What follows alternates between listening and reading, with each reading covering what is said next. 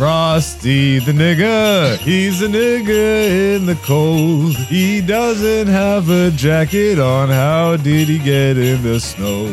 It's all your favorite nigga Christmas hits, sung by Black Zeus, high as on Christmas Day. Look it up. No, because Stop telling me what you think and actually look it up. this is what I know. It was meant as a way to celebrate and give thanks to the Roman god of agriculture, Saturn. One thing I love seeing is when it hits people Yeah. and they can't stop laughing. You know, I worked at GameStop in high school. Raj. You tell me that was a 4 compared to your best set? Because I would fight you back on that one. You think that's better or worse? You're tearing me apart, Lisa! How many comedy specials did you watch this year? You don't know any Christmas songs. Not off top. Just You already make it did all the ones that I would have did, but I You can't. did the ones I would have did. I'm not gonna do what's been done. Hey yo, it's Black Zeus, the podcast, season 5. Welcome to the show where we talk about life, talk about the come up, and sometimes we fight. But in the end, it ain't a thing, cause we ain't trying to be right. We're just old new niggas with another podcast. It's season 5, episode 48. It's Christmas Day, and I hope you niggas is feeling great. If you don't celebrate, then guess what? It's okay. What are we gonna do here? We gonna, I don't know, I'm high. Merry Christmas, happy holidays, Kwanzaa, Rama. This is Black Zeus, the podcast, season 5. It's the holiday season time, and Santa Claus is back in town, and he's here to bang your mom. Don't let that nigga in the house. Hey, you got one? Ring-a-ding, ring-a-ding, ring-a-ding, ring-a-ding. Ba-dum-dum-dum. Nigga bell, hide all your Glocks. The cops are patrolling the streets, taking the weed and cracking the skulls. Hey, that's the nigga bell, Blue Rock. Oh, hope you're not in a jail cell right now, because that hit hard. Welcome to Black Zeus, the podcast, season 5, episode 48. It's Christmas Day, and if you celebrate, then I bet you feel great. Rudolph the red-nosed reindeer, you have a red nose, so we will segregate you. Get over there, Blackie. Oh wait, I guess we need the black one. Get to the front of the line. Rudolph with your nigga nose so bright. Turns out you were always a delight. White people are kind of a problem. But it's okay, cause it's Christmas Day. And nigga Rudolph the red-nosed had a very nigga Christmas Day. You got one? I don't know how many more of these I can do. It's all your favorite nigga Christmas hits, sung by Black Zeus, high as on Christmas Day. It's Black Zeus, the podcast, season 5, episode 48. 2 more episodes to go in the season. Welcome back, beautiful people. If you are new to the podcast, welcome. You too can be beautiful people. All you have to do is hit that subscribe button, leave a comment, hit the like button, help us fight Mr. Algorithm, and we fighting this nigga every day. And we starting to win a little bit on this side. Once again, before we get to the new year, might as well congratulate ourselves and each other. Hello. And now I'm Tony Hinchcliffe. Yes, congratulate myself. Yeah, I'm the shit. You know it. I know it. I'm going to make sure you guys know. I'm going to fucking finger bang the camera 20 more times. Yeah, I'm never going to be able to do real comedy. I am doing real comedy. Anyways, enough of that. I am high, and it is Christmas Day, and we need to get on with the festivities. Ladies and gentlemen, I hope you're enjoying. If you are watching this on Christmas Day, what'd you get? Nintendo 64! Nintendo 64. I got new dates and stuff to promote, but it's Christmas. We're not here to promote. We're here to celebrate. White baby Jesus, baby. Yeah. Everybody get on a picture of that Roman guy that was born on the 25th, which, you know, if you know anything about the sun and stuff, you might. I don't know. Santa's a nigga too. Sorry to spoil that, children. Oh. Before I go any further, I might as well just friggin' bring him in. The number one producer in the game, ladies and gentlemen, on Christmas Day, doing the damn thing, doing his job, separated from his family, isolated, does all his production work like Harry Potter underneath a staircase, but we let him off the shackles on Christmas Day.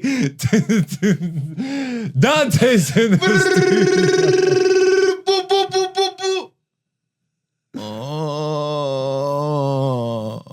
You're off the show immediately. You're off the show immediately. No, I don't even want to know. Do I want to know what that is? Oh, I do know this. That's going to rack my brain. If you don't start pulling these up before you start doing them. Yeah, but then it ruins the mystery of them. You ruining it. I can't tell you where it's from. Pull it up. Yeah, see, and now we have to sit here for freaking 10 minutes. Well, yeah. What was I just ruined. I had my own joke and I stepped on it.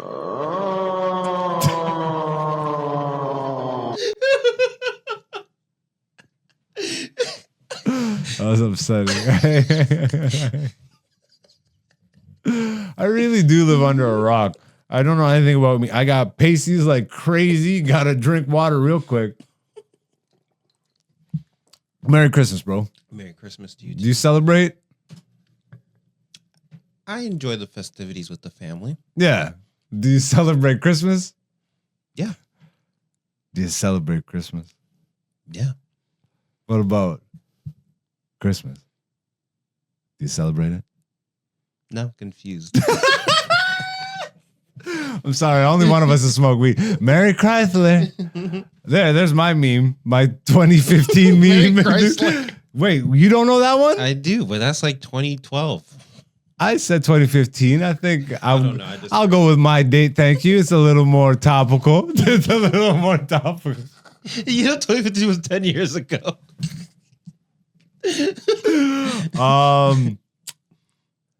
Yeah. What do you think of White Baby Jesus? Might as well kick this friggin' comedy podcast off the right way. What do you mean? The story of Christmas. What do you keep? What do you do? What do you leave? I don't even keep anything. I just throw it all in the trash. Like I said, I like this time of year because I get to be with the fam and the cuzzos. And that's not what I'm asking you. I know, but that's what I keep from it. Yeah, but that was never what Christmas is, anyways. That's just like family and love and togetherness. That's not Christmas. Family, love, and togetherness. I mean, that's a part of Christmas, but no, what Christmas is the celebration of Jesus' baby birth. Wasn't that Easter? Baby Jesus' birth. What's Easter then? The Easter's his death and resurrection. So his birth.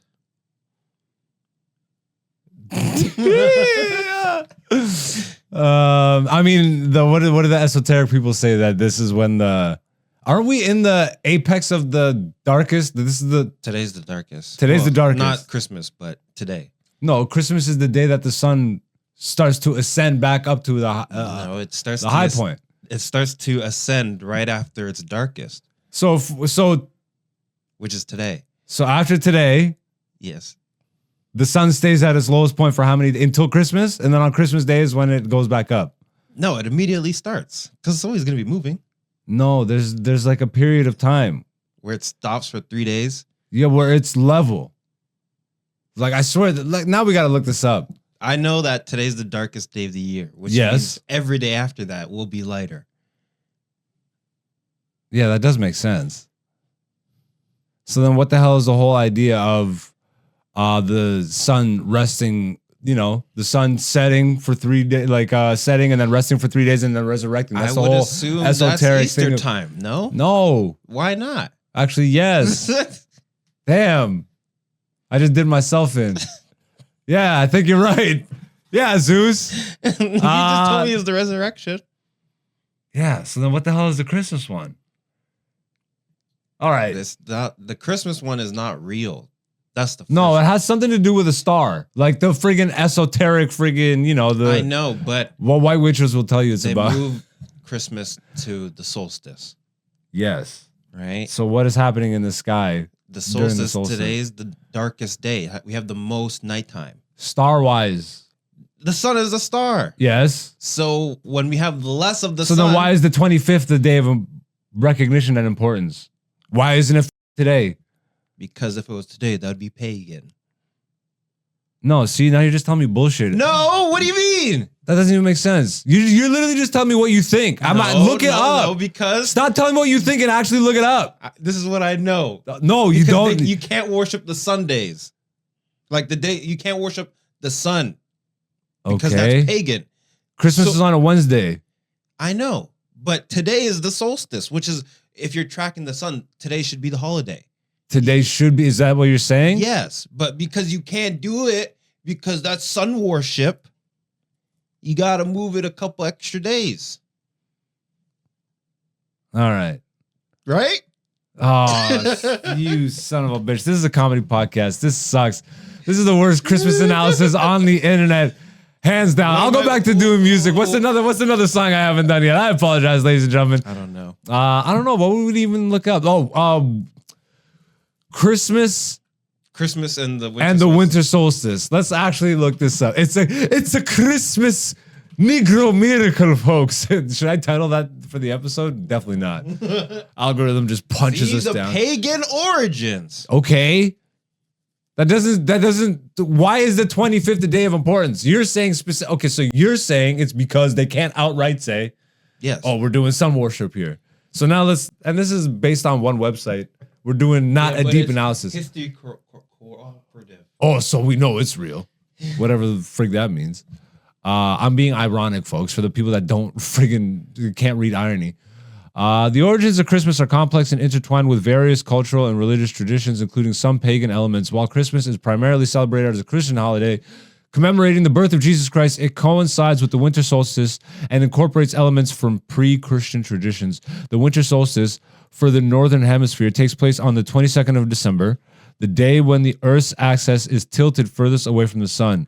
It is the shortest day of the year, so we're talking about today, and is meant to mark the beginning of winter in the northern hemisphere. But it is also a time of hope because the days begin lightening again as the spring is coming. Nigga, this sounds corny. Okay. This is exactly what I said. No, word for word, bar for bar. You stole my I apologize, but yes, you were right. I'm not saying what you were saying is corny. I'm just saying like this in and of itself seems so flippin' corny. Then why the 25th specifically? How is that hiding that you're not doing sun worship? Oh, we moved it a few days? Yes. Yo, man, Europeans really think Dusty, bro. Sitting next to Dusty's. Yeah, that lives in my head rent free. Keep scrolling. Let me see if. Okay, who were the pagans? Da da da da da. No, yeah, just keep going for a bit. Yeah, Saturnalia. Okay, let's read a little bit because this is what I remember from the Boondocks. Do you remember the Boondocks description of Christmas? No. It was Huey. Of course. Yeah, he was doing the Christmas play. Okay. I watch this every Christmas day. Christmas. I actually do. And I'm Ethiopian. We celebrate in January. You guys figure that one out. This is what also makes me laugh. I like growing up. Mm-hmm. Like we did celebrate the 25th of December as Christmas. And then I really snapped out of it one year and I'm just like, yo, we're Ethiopian. Like we don't do any of this. Mm-hmm. And we're on a different calendar. Like it's not even 20 whatever. They're saying it is here for us. Let's start doing the traditional back home thing. And in Ethiopia, Christmas is January 7th. And New Year's is September. So we celebrate New Year's, I think September 22nd. Really? No, I'm so wrong. It's in springtime. No, just wait. You want to start connecting dots and stuff? You want to know what New Year's is on the old calendar? What is it? September 11th. Okay. Why? I'm just saying, if we're talking about significant dates in historical reference, September 11th. Why would that be? Why would that be? But I mean, like, is it related to like astronomy? Well, like because what- over there that would be spring. Exactly. Yeah, That's why I said springtime. yeah. And he said, So- "Shut the fuck up." But isn't it funny that we do New Year's in winter in the heat of death? Yeah, but once again, In the heat of death, in the heat of death, and I'm in the heat of describing winter time. January. No, but it does make sense because we live in a backward society. You know what though? In the grand scheme of things, what is a backward society to a frontward society? If we're like, it's all yin and yang. Yeah. Like a The whole backward. point of this is to knock us off our square. Most people have been knocked off their squares. But you think that's not happening in like in a place where Eastern philosophy thrives? Easter philosophy? Yeah, you think that's not happening on the other side of the world and stuff? It depends. They're also. It depends on where. I would say if you're plugged into NATO at this point, you're pretty much plugged into the program. If you're plugged into any of the majority of the world governments, the people that have tried to, this is a real Christmas episode of the pod. This is a comedy podcast, ladies. The Christmas conspiracy. The Christmas conspiracy crackers, right here on Black Zeus the podcast. Which crackers? Who done it?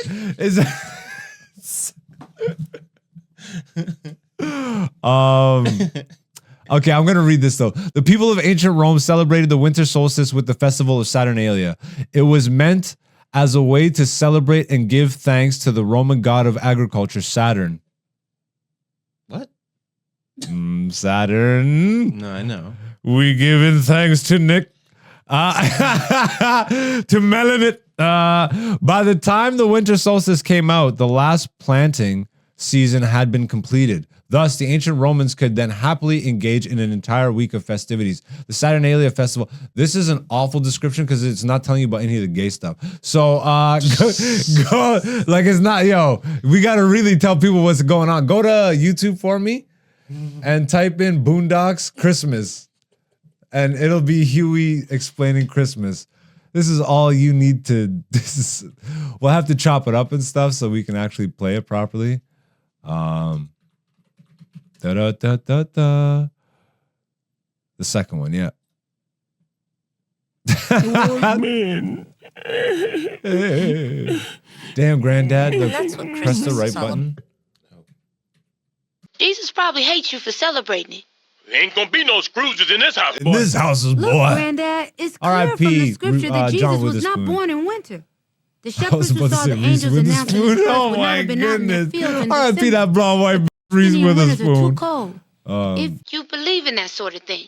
The truth is, Christmas evolved from the Roman holiday Saturnalia, a winter festival where men gave gifts to each other. They also would get drunk, have sex with each other, and beat their wives. People would act so crazy on Christmas, the holiday was outlawed by the Protestant Church until the 1800s. As a matter of fact, the United States Congress... You can stop it now. That's like. Go back to that description real quick. Yeah, they said Saturnalia. Yeah, I know. But did they say anything about what he just said? Men giving gifts to each other and pounding each other. Yo, those depictions of ghoulish European white dudes. That was wild.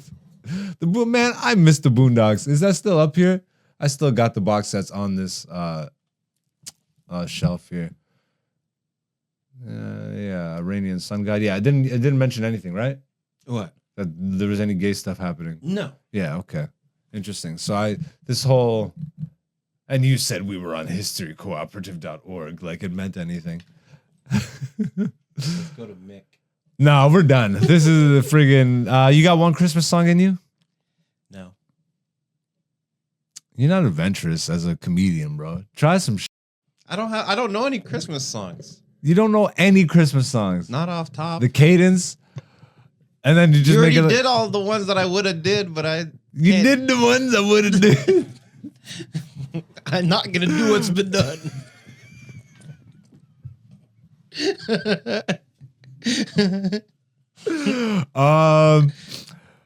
Frosty the nigga, he's a nigga in the cold. He doesn't have a jacket on. How did he get in the snow? An African in the snow, and he doesn't belong. But it's Christmas Day, and he got his girl that brand new leopard thong. Hey, Frosty the nigga right there. Ladies and gentlemen, all the greatest Christmas hits that you remember. All your favorite nigga Christmas hits. Sung by Black Zeus on Christmas Day. Anyways, let's get into what this podcast is actually supposed to be about. Comedy. Comedy. Yeah, so as of right now, we are actually doing a weekend, probably the last weekend of shows. I think I'm at the corner, actually. But I don't know when. I might not actually be. This might be my last. Yeah, this might be my last night of shows for the year. Really? I had New Year's show, fell through. So this is. I'm done. I'm done with this thing. But we are at Niagara Falls Yuck Yucks. We might even splice to some footage there and show you what it was like during the weekend. But we'll recap the first night here. I brought Dante out to do a guest spot. First time for you at the club, yeah? Yeah. That is where Holtzman was a few weeks ago, where we got to do an interview with him. If you haven't checked that out already, definitely go do that. Brian Holtzman was on the podcast. The episode was Get to Know Brian Holtzman. I think it was episode like 43 or something. It was a few ago. We're at 48. It was within the last like 3 to 5. Yeah. Yeah. 5. You'll see it. It's there. It's there. Just go peruse the channel. and while you're there, hit the subscribe button like all the other beautiful people that have hit.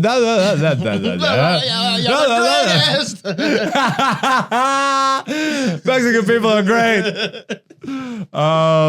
Damn, that's gonna throw me off now. Salute to Brian Holtzman, man. I've had enough to hear with it. The Holtzman salute. Yeah, so we'll do the comedy recap. How was the spot for you on Friday? First of all, describe like the room, just walking in and all that. First impressions. Very big room. Yeah, definitely. Definitely. Big room, big tables, lots of space, high ceiling. Seems like a conference room. It's in a hotel. It definitely has that hotel feel. Yeah, it seems like it's a conference room that was converted like just for that day into a comedy club because they just put pictures up on the wall. No, because that brick wall is too specific. It's exposed brick wall, at least the facade brick wall, and the yuck sign. Yeah. So like they at least like. No, I know, but I'm just saying. Like they just like converted I mean, it is a hotel. Yes. And that's I think the third Yucks location in Niagara. So I would imagine that's what happened. Probably. They said this is a space that we can put the club in. Yeah. And shout outs to JP, the manager there, all the staff, absolute fire. Highly recommend that club if you're in the area. There's really like in Niagara, right on the strip. It's like part of the casino like grounds and all that stuff. So that's fun. Yeah. You know what I mean? Hotel lounging and all that stuff. But it is a big room. Very big. Nervous at the beginning because we didn't know how many people were like. It was a solid night, in terms of attendance. But there was a party that showed up that was like 15 to 20 people large when they showed up, and they sat like at the back corner. The back corner, yeah. And so like all the comics are like, uh-oh, like all this space in between, and like it started to look like they were filling up all around with a big gap in the middle. Right in front of the stage. Yeah. But then before the show started, a bunch of people filed in just late. How do you feel about your set? It was all right. The 1,000-yard stare. Yo, you let it out, homie. No, it was all right. Like, let it out. It wasn't that bad. There were moments. There were moments. There were moments. Like the absolute, bro, your garbage bag bit slaps. It slaps. I know. Like it slaps. So like, what, like, because one thing I love seeing is when it hits people yeah, and they can't stop laughing. because That it's, is it's so like a funny. wave of like, Yeah, but like there's like specifically yesterday, there was one lady. yeah, She was maybe like 3 rows back or whatever. She's like, just died of laughter. Like, you know what'll be fun is when you accumulate like 2 to 3 more of those. yes, I know. Like your confidence levels will start to just go up. yeah, It's like, because the more of those that you have, and then once you start to refine them, yeah. then it's, I don't know, like it's just all steps. I know, right? but It's all steps. I love telling this joke because it basically hits. But I will say,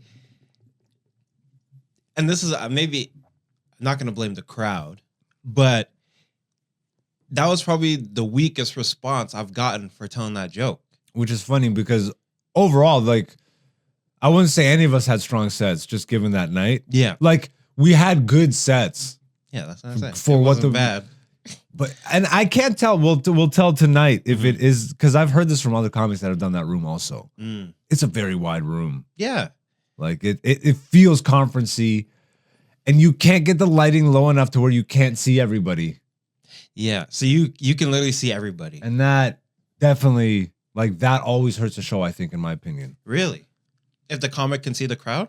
People are less, dude, laughing is one of the most vulnerable things a human being does. Oh yeah. You know what I mean? Yes. So if they feel exposed, Yeah. and that's what I'm saying, bro. There's like there's such a nuance to building a room. Mm-hmm. That's why, bruh, we were talking about this before.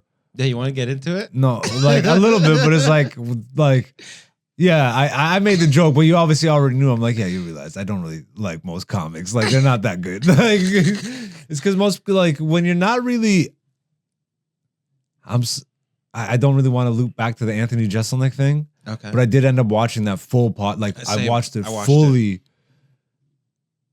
It felt like I was listening to a recording I had left laying around that I forgot. That's like, it resonated. You've heard me say all those things. Yeah. Like, it just resonated with me and made me know, okay, I'm not an alien about what I'm feeling and recognizing. It's just nobody's really being vocal about it. Mm-hmm. And that to me is like the antithesis of comedy, because what we all do, like the whole thing of comedy, I think what hurts the most is like, you know, seeing the commercialization really hit a peak, you know, while I'm in it. That's what hurt.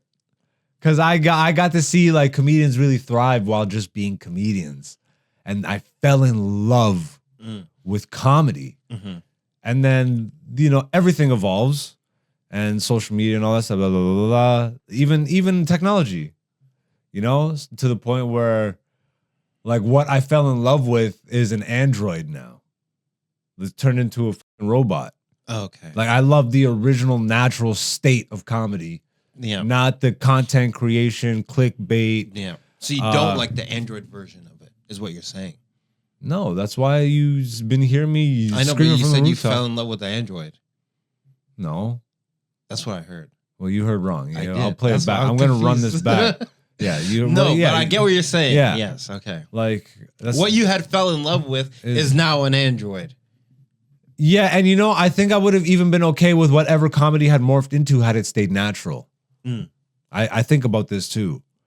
Because comedy, what I fell in love with had evolved from like Richard Pryor, which had evolved from like Dick Gregory, which had evolved from Sanford, like Red Fox. Mm-hmm. Like, I have all these things around me. Like, I know the evolution of this shit, which had evolved from like literally the minstrel shows. You know what I mean? So, and all that, like, you know, vaudeville. I love that. Mm-hmm. I would have loved to have been a part of that natural evolution of things, but once they friggin' fuel injected technology, and maybe I can relate this in another way, like video games.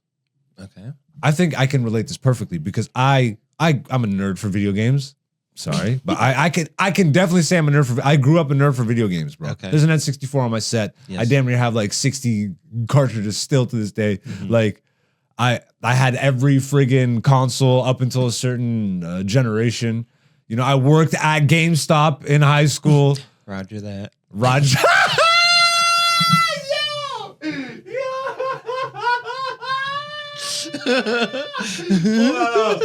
Pull that up. You know what angers me is I'm a skinny African and that guy, like, I was one memo away from being that guy in the ad. Oh my, copy that. It's copy that. Oh no.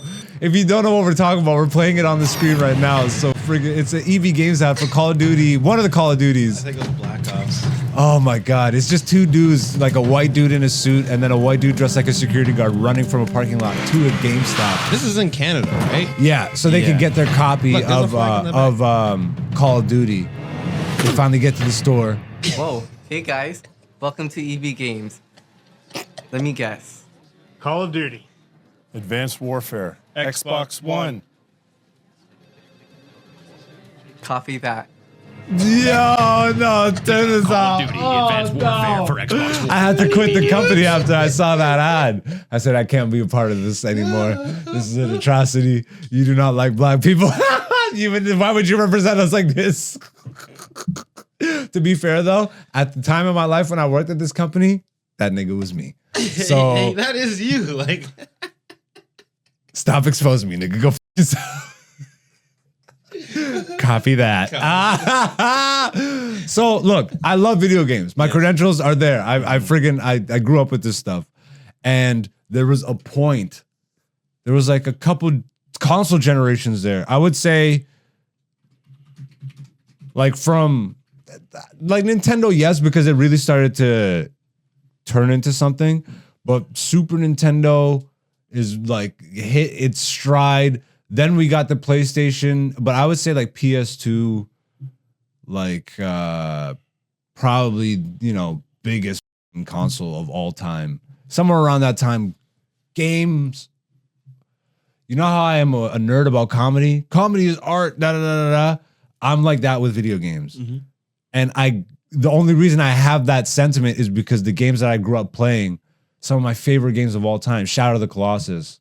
Like these are literal like moving pieces of art.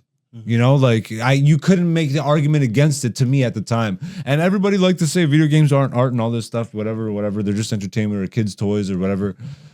But there was a point there where the creativity was just at such a high peak. Mm-hmm. The games didn't cost that much to make because the technology wasn't so crazy. And so they were turning out really interesting, innovative, and I mean, looking back, a lot of the esoteric stuff, you know, like all the reasons of modern, like the classic films and all that stuff, they all kind of blend together. They take from the same ancient stories and whatever.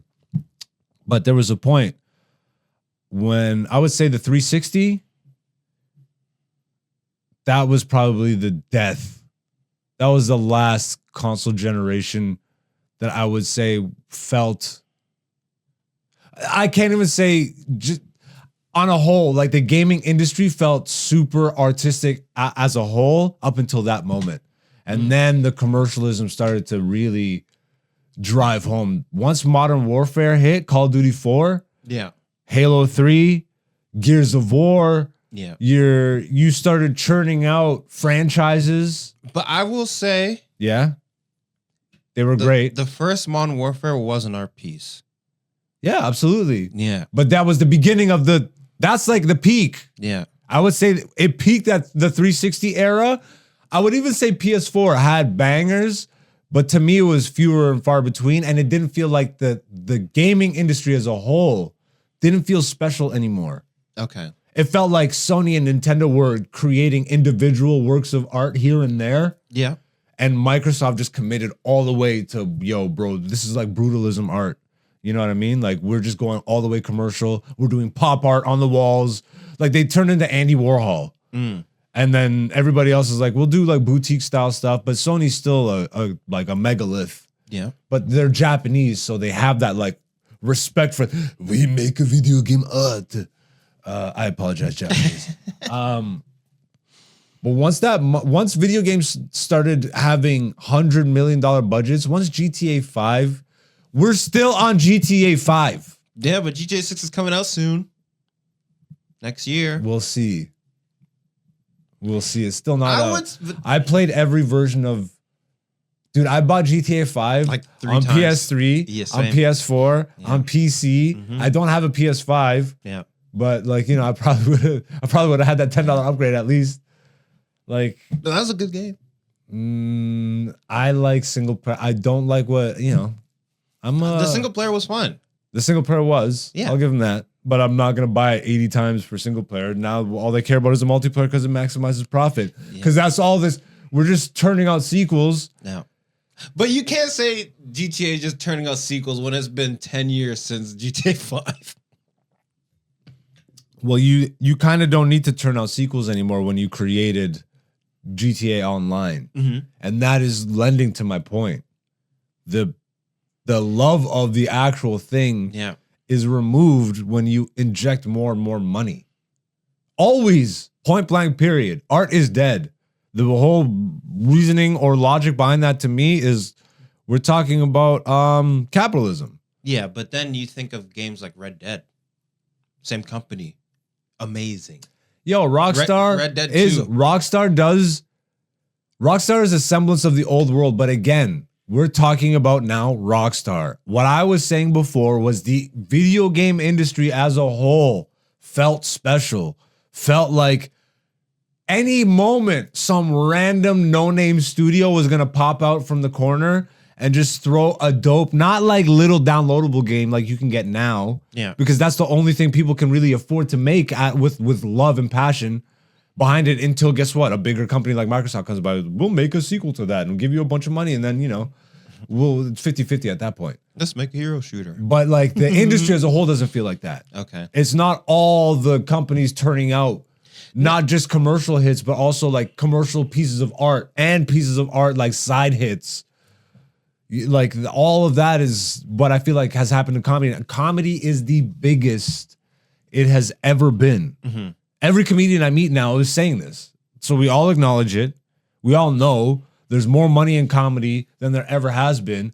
But let's actually take a second to acknowledge where that money's coming from and how to get it. Most of that money is coming from ways where you have to do the generic BS. Let's be honest. Where's all the podcasting money coming from? Let's do a MeUndies ad read or friggin' HelloFresh or friggin' doo-doo-doo. And let's send you this kit.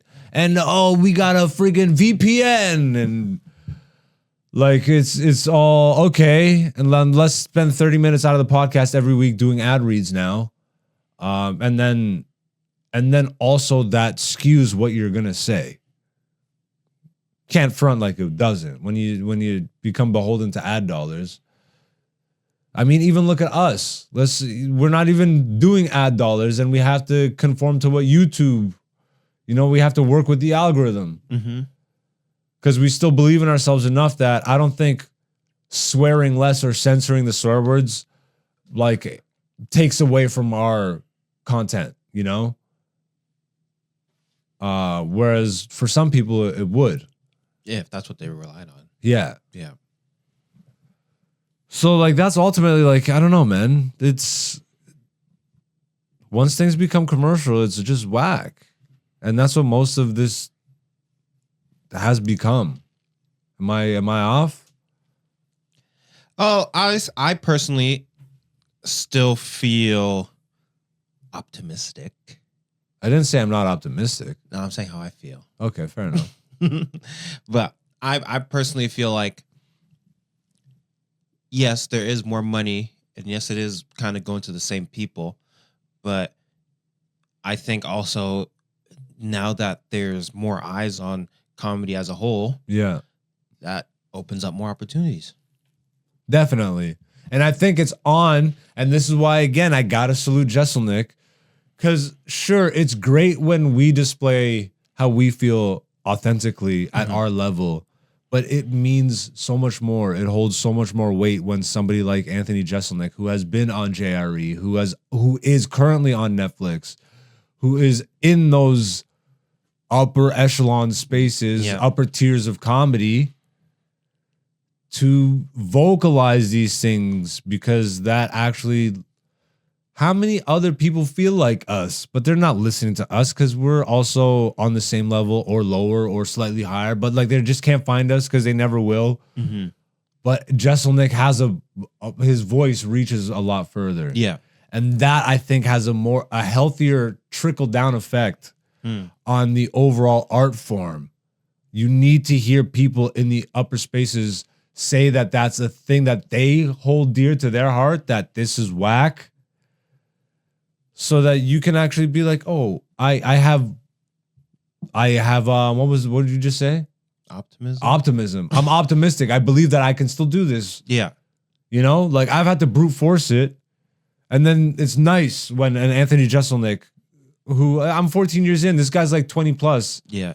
You know, but he's not over a decade away from me. You know, like he's just around a decade away. Probably, yeah. So like within that time span, it just like, you know, it lets me know. Yeah. I'm like, okay, I am doing the right thing, not by following what Anthony's saying, but by staying true to myself. Yeah.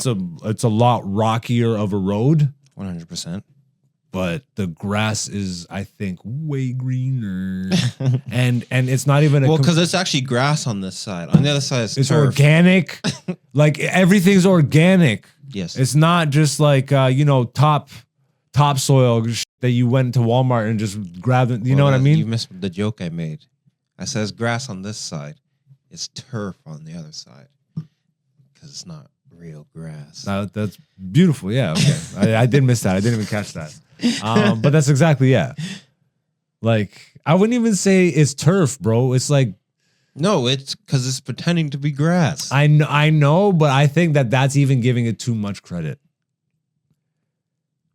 In this day and age, turf would be, I think turf would still be, you know what turf is in my mind? Turf is like going the Hollywood route in comedy. Okay. You're still like in the art form. Yeah. But it's like, yo, okay, you got your accolades, but how did you get your accolades? But what I think is happening today, as opposed to turf, is like digital turf. It's like hologram. It's VR turf. It's VR turf. So you're not VR turf, not even VR it's grass. it's not even grass or turf. You're not even looking at, you're looking at an image of turf. Yeah. That's one of my favorite lessons from art class in college. Like one of the first, it's like a super basic lesson, but it's like he holds up a picture of a cigar, and he's like, it's like a painting of a cigar or whatever. And he asked the class, everybody, what is this? And everybody gives their answer. It's a cigar. It's a picture. It's a whatever. But like most people at the basic level, like would say that it's a cigar or what the actual item is. And then the whole lesson is to be like, this is a painting of a thing of a thing. Yeah. Like just breaking down every layer of what it actually is. But yeah, anyways, you know, Yucks Niagara. We had decent sets. Yeah. Packed room, Christmas parties. Yes. Drunk people, talkative people. Very drunk people. Yeah. Drunk before you even got on stage. Yeah. Yeah. It's the time, you know. But I mean, that was my first time performing there, so that was nice. And it wasn't a bad time. No. This show was overall good. You know, it's so funny, actually. What? The headliner getting heckled by his wife? After my set, I was in the washroom, and then this guy like pulls up next to me. He's like, "Man, comedy's one of the hardest jobs in the world." Oh, brother. And this is in the urinal? Yeah. Don't talk to me while I'm pissing. But it's so funny because I had just talked to another guy as I was like walking to the washroom. Yeah. He's like, "Oh man, you're hilarious." So that's the thing. You got to develop your own. If you can get to the place where you're honest with yourself without being overly critical, you're golden. Because advice is hard, bro. Like, because what do you do? Like, if you're not solid with yourself, what do you do with a moment like that, where one moment someone's telling you great set, the next moment someone's telling you he didn't say great set. He said, well, like funny. you know, like I'm just saying it for the sake of the conversation. It's like one person's bigging you up and the other person's being like, tough. It's tough. Yeah. It's like you have to really know what you just experienced yourself and what the overall thing that you're participating in is. I give it, like me personally, if I were to rate it out of, what do you want, a 10 or a 5? I don't know. It's your scale. Out of 10, I give it like a 4 or 5. Fair enough. Like it was fun, but your scale is crazy. I can't wait for you to start getting better, and then you'd be like, "Yo, that was a 1." Because are you judging this like on an overall scale? I guess you can only judge this to where your level is. Like your best set is what you're judging this against. Yes. Okay, then that makes sense. Then I can't tell you what that is. I thought you were being like, I don't even know what my best set is. You know, well, that's the only thing you can really judge it on. I know. What else are you judging it against? Well, I'm judging you it. Tell me that was a 4 compared to your best set, because I would fight you back on that one. You think it was better or worse? Worse. Worse than. You think that was a 4.5 out of 10? Out of 10. If my 10 is my best, if you had like one joke really hit, you were floundering, bruh. No, I wasn't. Okay, watch it back.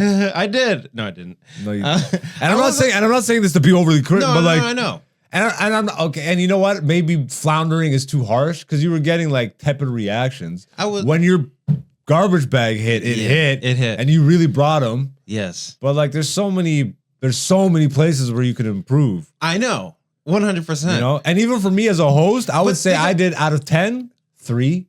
Okay. You know, well, I guess you have a better barometer. Because maybe you have more data to go. And I'm judging myself based on hosting. But I scale as like anything below 5 is like failure, basically. That's fair. You know what I'm saying? So it's like I got laughs, so it's a bonus. See, okay, but you know it what? wasn't like a. I gotta explain also my thing. I kind of do a 2-tier thing because like I don't like I kind of take what the crowd reaction and give that its own scale. Because if I were to like, okay, you know what I mean? Crowd reaction versus. I think we both did better for what the crowd was and the situation That's was. What I feel, yes. They gave us, they gave us laughter. Laughed. Yeah. When I say I did a 3, if anybody at head office is listening, my set wasn't like a 3 out of 10. I got laughter all throughout. I'm just saying for what the parameters were and all that stuff. Yeah. Like it could have been a lot better. Yeah. You know, and so I'm taking the tweaks in for tonight. I'm like, let's actually challenge myself to, okay, yeah, the room is big, a good host or a good comedian, like there's no parameter you can't overcome. Yeah, 100%. I think those are all excuses, you know, like at the end of the day. But, you know, so okay, maybe that will help you a little bit. In terms of actual performance. Yeah. Because I've seen you like hit and like look and seem and feel comfortable on stage. You didn't have it all, like it wasn't firing on all cylinders. But also, I could feel. Was this versus like when we did London last week? Not even. I'm just comparing again to the best that I've seen you do. Okay, which set of mine would you say has been the best one that you like remember, so I can like, you know, base it off that. I feel like I told you 3 times afterwards. It was recent, and I was there. Was it a mic or was it a show? It was definitely a show. Oh, it was London. Okay, yeah. It was London. Yeah. It was one of the London nights. I was only Oh, you were only there the one? Yeah. Okay. Yeah, and I told you to watch that back. Yeah, you did. Like you just seemed a lot more comfortable. And when we were talking about your mic stand situation, yes. Watch the 2 sets and compare what you did last night with the mic stand versus it just felt. But I also see, and like you're not in it enough to.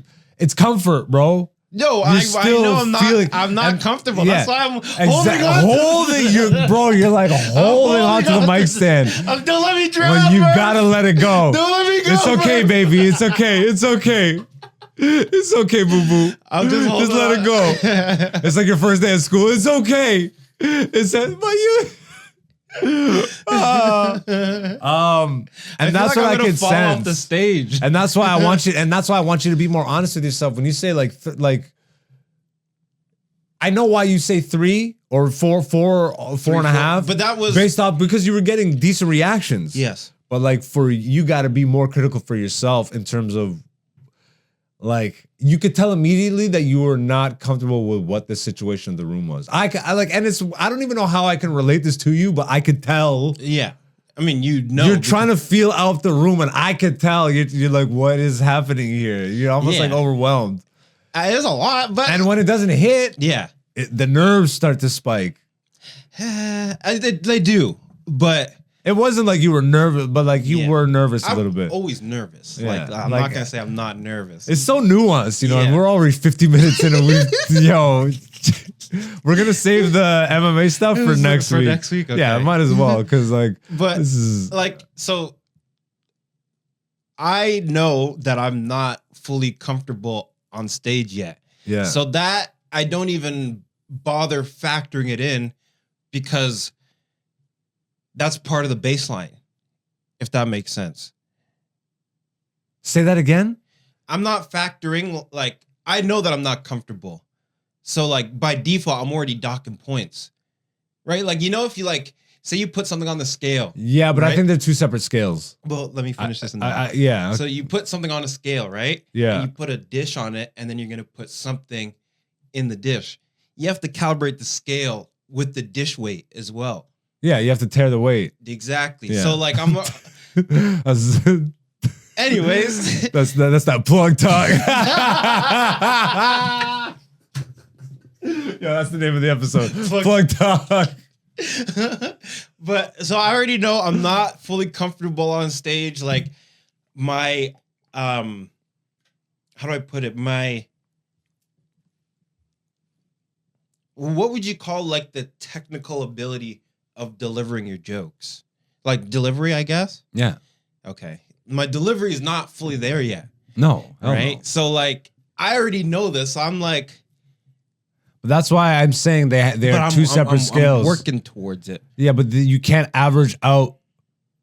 They almost have different weight. So like you're measuring two different. Okay.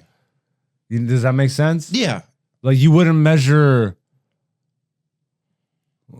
Like you wouldn't measure gold and silver together. You would measure them separately. Like you would measure silver with silver and gold with gold. Yeah. Okay, that makes sense. Does that make sense? Yep. Yeah. So like. When at least for me, I think it helps too give you a better gauge of what's actually happening, because the audience is not for all the room fans. I am not. You're tearing me apart, Lisa. The audience is not the best barometer. Just because they're laughing doesn't mean the comedy's good. You know what I mean? Yeah, 100%. So you kind of got it. Like a lot of audiences are just basic. Yeah. So I will say that was also not my best performance. Just like you're saying, as me performing it, regardless of the crowd. First time in the room and stuff. There's so many factors. Yeah. And that's what I'm saying. Like I could get a sense of you're like It's almost like Zach Galifianakis, that meme where he's at the casino table and The Hangover. He's counting all the freaking all the numbers all around floating his head. Yeah. But that'll do for comedy recap this week. We got to wrap that up, and we'll probably just do the poll results and get on out of here. It's Christmas. We don't have we already gave people 53 minutes of pure comedy gold, baby. Jesus. Once again, Merry Christmas, Happy Holidays if you are celebrating. A Happy Kwanzaa and Happy Hanukkah. And when is the next Ramadan? I'm getting ahead of that. What's the phrase? Assalamu alaikum. I mean, yes, that's what you say when you enter a room, essentially.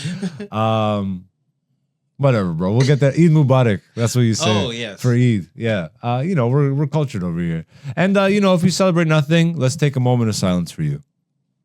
No. What would they get? You don't acknowledge it. That's why I'm taking the moment of silence. That's acknowledging it. You just keep pushing. We just keep pushing. Come on now. I knew a few Jehovah's Witness. Just slam the door. But yeah, we're gonna do a Christmas edition of poll results. If you are new to the channel, welcome. If you are returning, welcome back, beautiful people. You too can be beautiful people. All you have to do is hit the subscribe button, leave a comment, hit the like, help us fight Mr. Algorithm.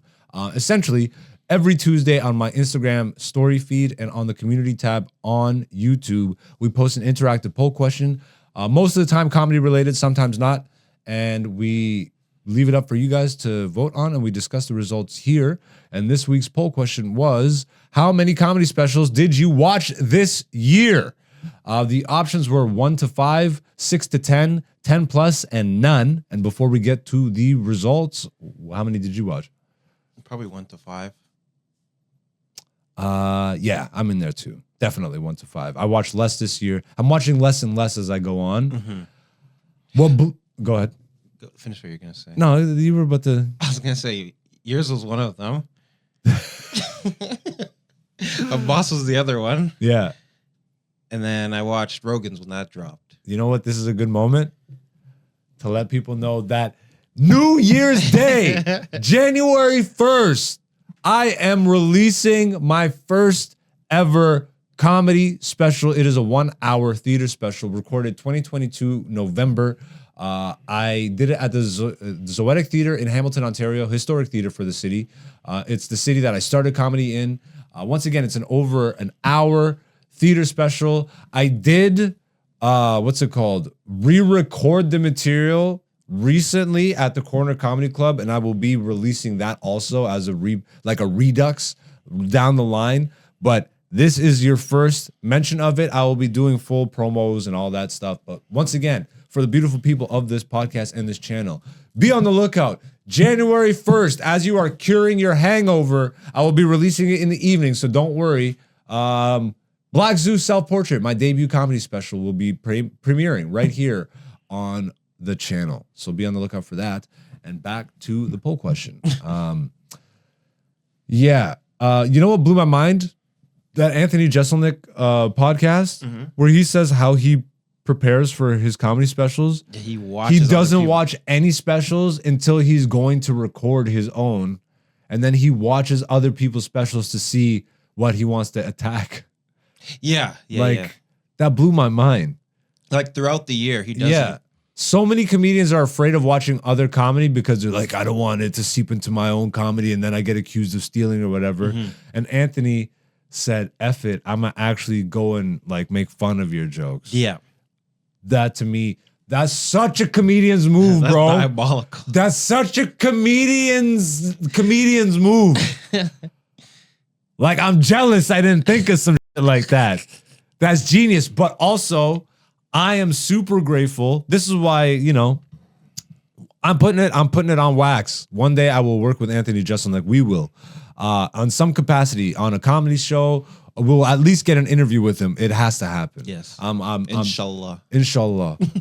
That conversation, I'm like, these are the people I want to be working with, and I'm so happy to know that they still exist out there at like a larger scale. And that it helps me know that we can click up and remain authentically ourselves. But it just blows my mind that he can watch comedy specials around the time of writing his own material and then be like, I want to center my stuff around their stuff. It's a wild move, but it can really only be done by an elite comedian like that. Yeah, and then because also he's like, yeah, they talked about it, but I could do it way better. Yeah, or even just like do the devil's advocate thing. That too. I love that. Are you gonna watch his special? I started to, and then I had to I had car trouble, so I had to run to the garage, and I was pissed. Car's good though. But another thing about Jeselnik, he's one of the comics that like writes and goes verbatim off the sheet. Yeah. I could not do that. It actually kind of made me feel like happy to hear him describe like how some comics, I forget the name he used, but there's a comic, he's like, I go to the store and he can just go for an hour, and I'm jealous of that. I could never do that.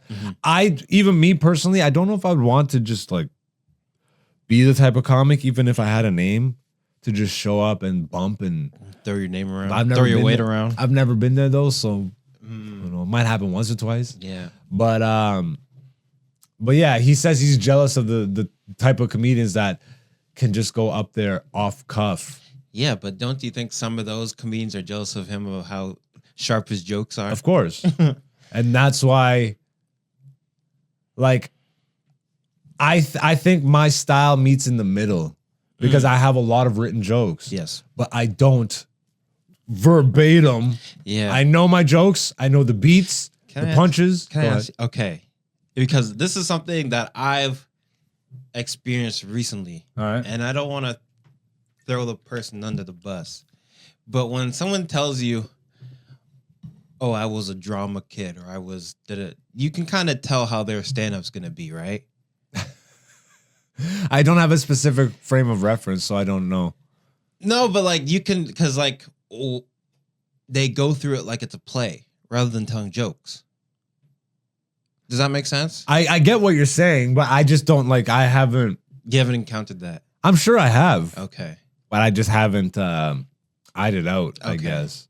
And maybe no one's actually told me straight up they've done drama and like now they're in comedy. Yeah. You know what's funny is I actively avoided drama. Mm. I thought like, yo, when I was growing up, that shit was gay. When I was growing up. And that's why I hate stereotypes. Because when I actually found out that in drama, you're acting, you're doing like, bro, everything I'm essentially doing now is like, oh, comedians are gay. No, it's like, oh, drama is acting class. Yes. In high school. Yeah. That's, bruh, even if it is gay, it's like whatever it is, act all that to do it in school, dope. Yeah. I still found my routes. I did the like I was in the tech side of stuff. Okay. So we were using the editing software and all that stuff. Yeah. We were filming. Yeah. What production class? I was in production. I was in that. We had to make movies, videos, stuff like that. Trailers. To do all that stuff, on the Mac Studio Lab. No, we didn't have Macs. We did, but that was earlier. But that's where like we had to edit like a Halo 3 trailer, which is pretty sick. That's fun. We're different ages. But Halo 3 was high school for me. Yeah, that was middle school for me.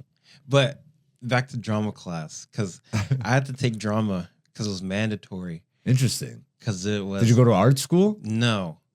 But it was French immersion, so I had to do drama in French class, like in French. Ugh, that would have killed drama for me. Yeah. So you're doing like Shakespeare in French? Sacre bleu. We got to like make up, but the teacher spoke French, right? So like everything. It was the best of times. It was the worst of times. Oh my goodness. I am not impressed with your performance. No, literally, I'm not impressed with your performance. But she would say it in French. Yo, back to comedy specials. Side note. So you said, do you know exactly how many you watched this year? Probably 3. You, it was 3? a boss, and then Rogan. That's it. I love that Rogan was one of your 3. Because I knew we were gonna talk about it. Fair enough. So I'm like, let me see what this is all about. Wasn't about shit. What specials did I watch this year? You know what's funny is I know I did. Oh, I watched Mike Epps. Mm-hmm. You watch Cat? I did. Forgettable. I watch. Okay, does seeing someone do an hour, does that count as a special or does it have to be? Was it a special? Were they taping it? Well, a special is a special. Okay. Jesselnick, I haven't watched yet, so that doesn't count. Yeah. I know I watched another one. Did Chappelle drop this year? Or was that late last year? He might have dropped this year. Bro, that's what's going on. That's good for, like, I have never been more locked into my own career, though. Yeah. So I think this is a good thing. I couldn't tell you what really happened this year. Other than the Jesselnick, but that happened last week. So, like, you didn't watch that I didn't even watch it yet all the way through. So I definitely watched some, but I couldn't tell you which. And I couldn't tell you how good they were, which probably tells you how good they are. Because yours and the boss was like 2 weeks ago. Yeah. So, yeah, 1 to 5 for both of us. Once again, this week's poll question: how many comedy specials did you watch this year? And the results: 50%, 1 to 5; 12%, 5 to 10; 25%, 10 plus. Damn, That's yo, crazy. Comedy's the biggest it's ever been, bro. True. It's the biggest it's ever been. 10 plus. And for 25%, bro, a quarter of the people. Yeah. And 12% on none. Interesting breakdown on the audience too. Damn, bro. 10 plus. Wild. I couldn't even name you 10 special. Just do me a favor. Just type in top comedy specials of 2024. We'll wrap the episode up with this. I'm just interested to see. Not the best. I get whatever. Vulture. So this will be extra garbage. Let's click it. No, just start scrolling. Ali Wong, Single Lady, number 10. Langston Kerman, Bad Poetry. Rami Youssef, More Feelings. Kyle Kinane, Dirt Nap. Courtney Peruso.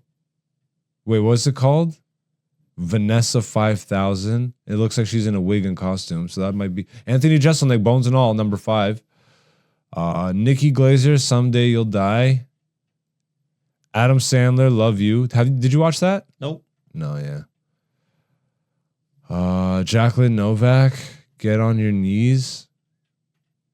And number 1, Ali Sadiq, Domino Effect Part 3.